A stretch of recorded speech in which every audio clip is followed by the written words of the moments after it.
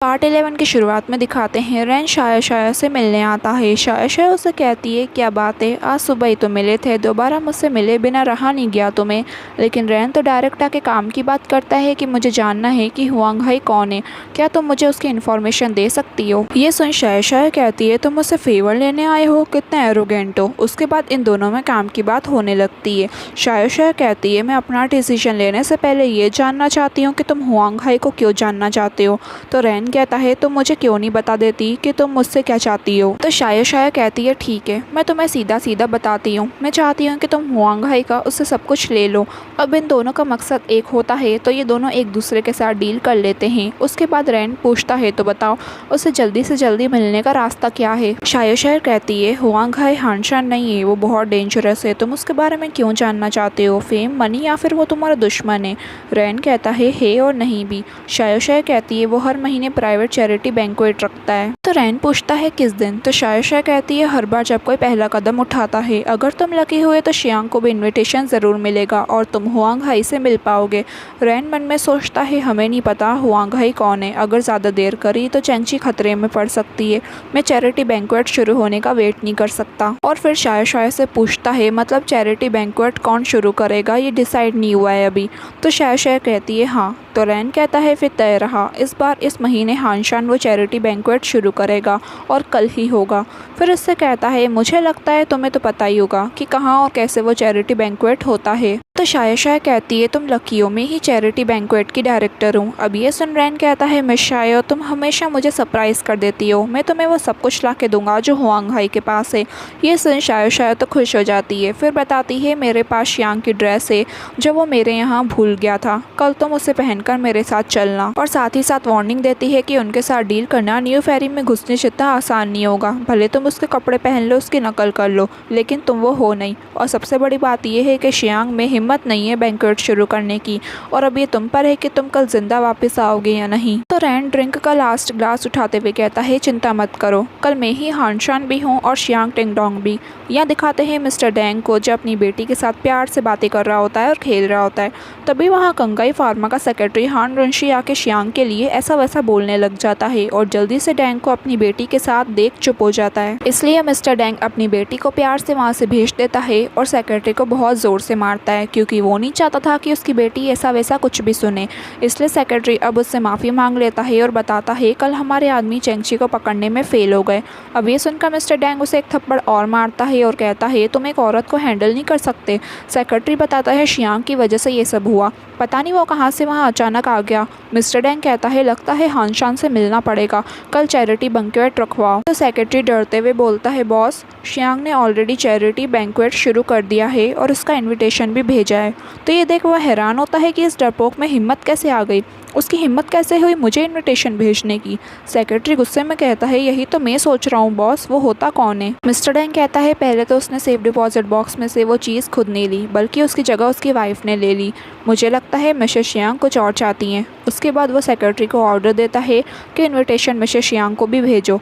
Next scene में दिखाते हैं कि अब वही चैरिटी बैंक्वेट का इनविटेशन चेंगची को भी मिल गया होता है। शिन बताती है कि ये इनविटेशन आपको बिना किसी रीज़न के मिला है, मतलब कुछ तो गड़बड़ है। चेंगची कहती है जब से मैंने बैंक से वो डॉक्यूमेंट लिया है तब से लेके ये सब अजीब चीज़ें मेरे साथ हो रही है, मतलब मेरे सवाल का जवाब मेरे आसपास है, भले ये चैरिटी बैंक्वेट हो या एक जाल हो, मुझे वहाँ जाना ही है। नेक्स्ट सीन में दिखाते हैं चैरिटी बैंक्वेट का दिन आ जाता है और चेंगची को आंखों पे पट्टी बांध के वहाँ लाया जाता है जहाँ सब डिनर करने बैठे होते हैं।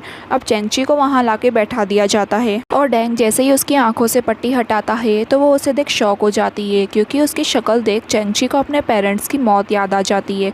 अब चेंगची फर्स्ट टाइम यहाँ आती है तो सब उसका वेलकम करते हैं।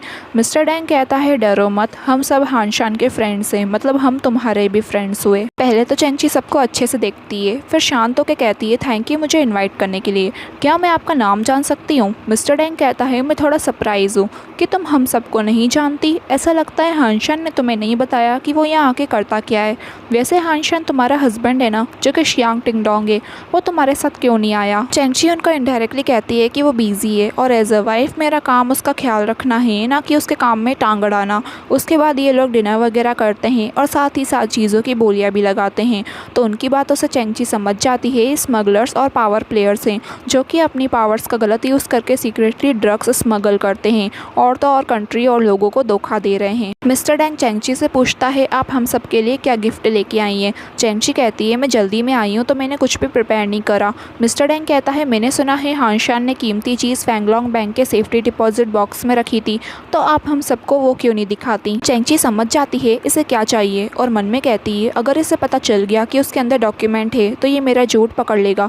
अब चेंगची नहीं बता रही होती तो मिस्टर डैंग कहता है अब तो मुझे और जानना है कि हानशान ने अपने पास क्या कीमती रखा हुआ है। अब चेंगची को समझ नहीं आता कि वो क्या कहे। इतने में रैन वहाँ आ जाता है शाय के साथ और कहता है मेरे बिना बैंक्वेट स्टार्ट क्यों किया। अब चेंगची यहाँ उसे देख हैरान हो जाती है।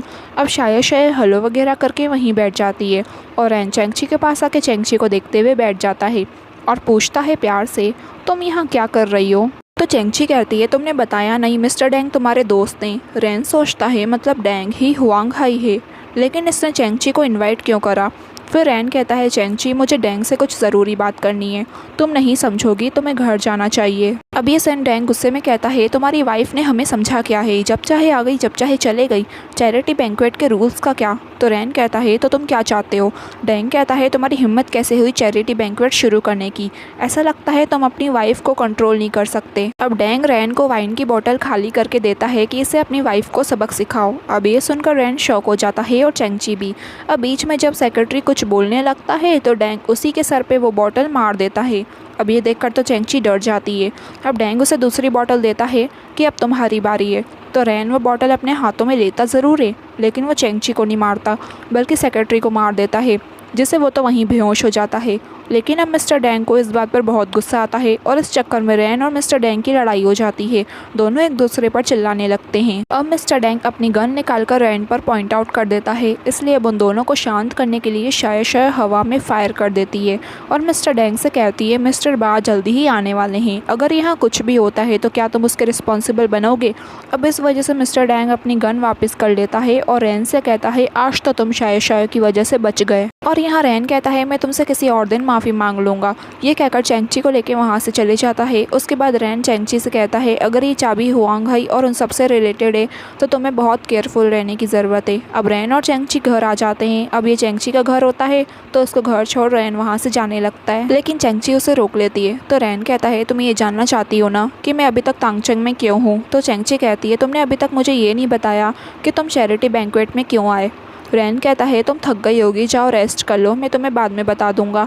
ये कहकर जैसे ही जाने लगता है तो उसके सामने इंट्रोगेटर आके खड़ा हो जाता है और इस पर्सन का नाम शी शैन शाय होता है। मिस्टर शी कहता है मिस्टर शियांग तुम ऑलरेडी घर आ गए हो तो तुम कहाँ जा रहे हो। तब भी मिस्टर शी के दो बंदे भी पीछे से गन लेकर आ रहे होते हैं। चेंगची पूछती है मिस्टर शी आप यहाँ क्या कर रहे हैं। अब रैन उसके बंदों के हाथ में गन देख मिस्टर शी से पूछता है इसका क्या मतलब हुआ। तो मिस्टर शी कहता है रोलान मुझे कहकर गई है कि मैं पीछे उनकी फैमिली का ध्यान रखूं, इसलिए जब तक वो वापस नहीं आती तब तक मैं इस फैमिली का ध्यान रखूंगा। और इसी मोमेंट पर ये पार्ट पूरा होता है गाइस।